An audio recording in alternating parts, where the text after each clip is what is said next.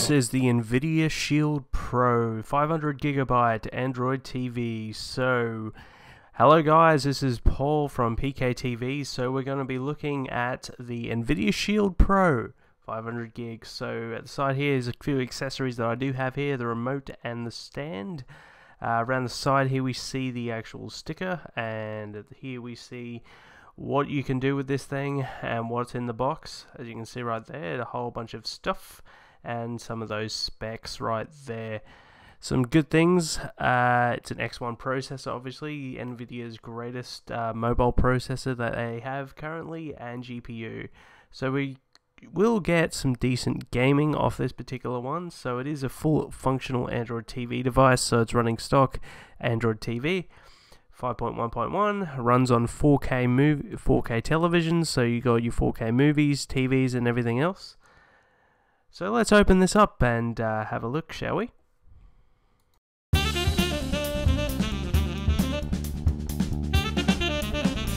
So here it is, the Nvidia Shield in all of its glory. So as you can see right there, it's a very sleek design there. It's a lot better than the majority of their other products. It looks very nice indeed. So as you can see right there, we've got a little bit of plastic on the top there, but yeah, it's fairly hefty, so that you can really feel there's a hard drive in this thing. So let's put that to the side for a sec, and let's take a look at a few other things we got in here. So if we lift up this tab, we've got all the accessories. So we've got obviously the remote, HDMI cable, as you can see right there. It's really nice that they gave us a HDMI cable, USB cable. No idea why you would need that, but I'm sure it's useful for something, for charging probably. So it's microUSB, so it's probably to charge the remote. We've got also our power adapter, a proprietary power adapter. So we've got our US plugs, obviously. It's a universal plug, so you can put anything you'd like on that tip as long as you have the tip. We've also got the power brick from Nvidia, so this obviously plugs in with all the necessary power that you need to power the console, and obviously the controller, the Nvidia controller, which was introduced with the Nvidia tablet.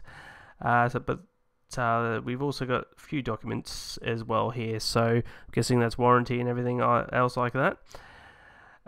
So let's take a look at the Nvidia Shield. So this is the Nvidia Shield here. As you can see right there, it's a very thin form factor. There's the power, it's a capacitive button. Around the back here we've got literally all our inputs. From the left we've got our microUSB, MicroSD card slot, we've got our USB port 3.0 slots, we've got our Ethernet, we've got our HDMI, and we've got our power. So, and we've got a fan. Side, nothing, and front, nothing, and the other side, nothing. So yeah, it's a fairly hefty device, so I know it's definitely got a hard drive in it. So 500 gigs.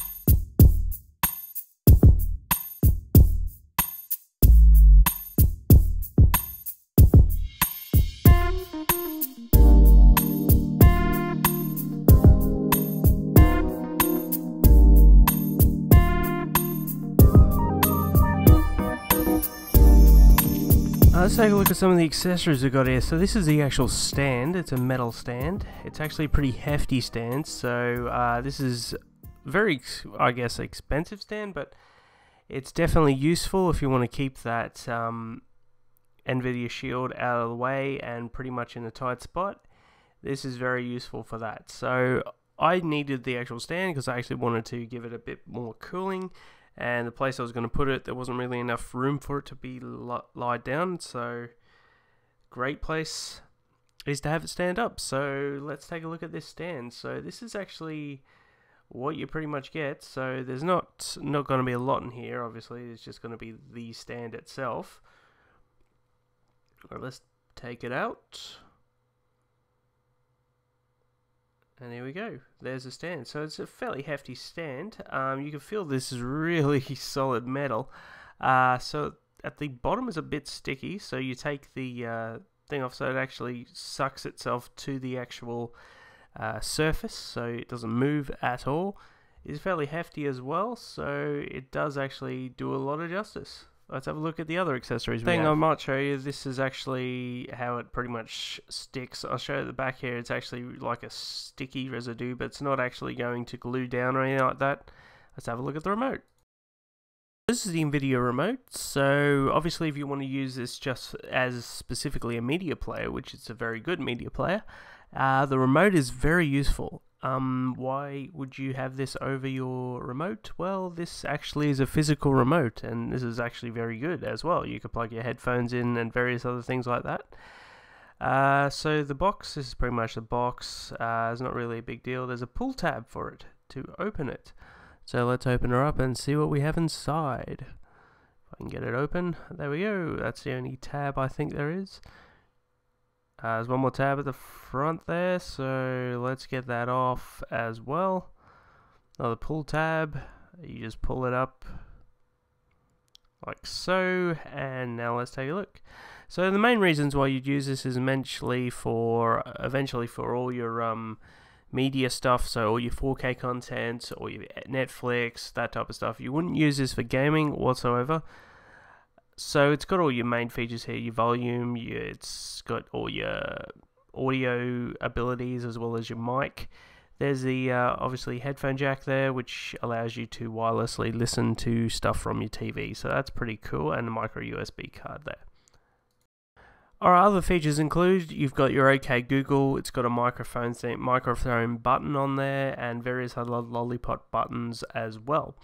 There's pretty much nothing else to this, it's pretty much just a remote, so I will look at the setup now of the Nvidia Shield.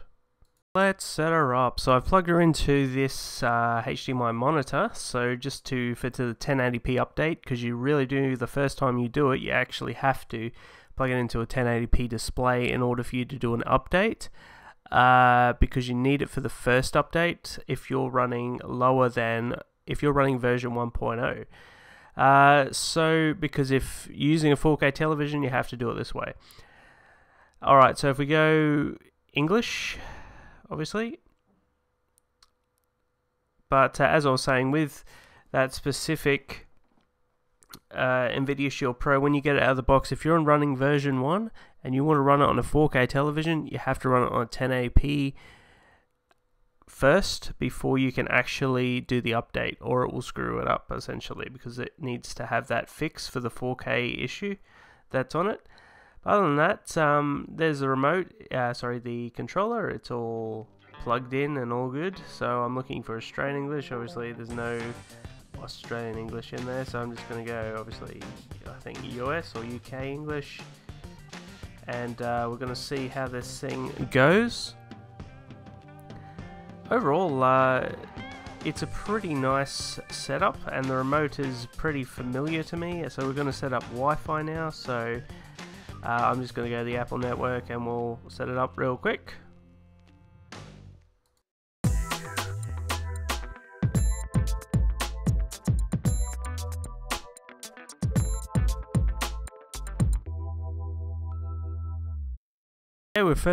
We're finally through the Wi-Fi setup and Google setup, so it actually took longer than I thought it was going to take, so let's take it and go continue and find out how this thing runs. So it actually did take me a very long time to actually get it to work. For some reason I had to reboot it a few times. Yes, we want location, so I'll go yes on that one. Right, it should be almost there. Yes, continue with the Nvidia license agreement. If it's gonna go at some point, come on, you can do it. Hey, there we go, we're finished on setup. Right, hopefully this doesn't stuff up here. Let's hopefully hope it doesn't do that. Finish. Come on, hurry up. There we go, yay! So we are at the Android TV home screen, as you can see right there. So now let's do a software update. As you can see right there, it's asking for that software update that you need to be connected to a 1080p display for that to occur for your 4K content. As you can see right here, this is the version 1 version of it. I believe they're up to 1.3, so let's get this sorted. And I'll see you next time. Cheers.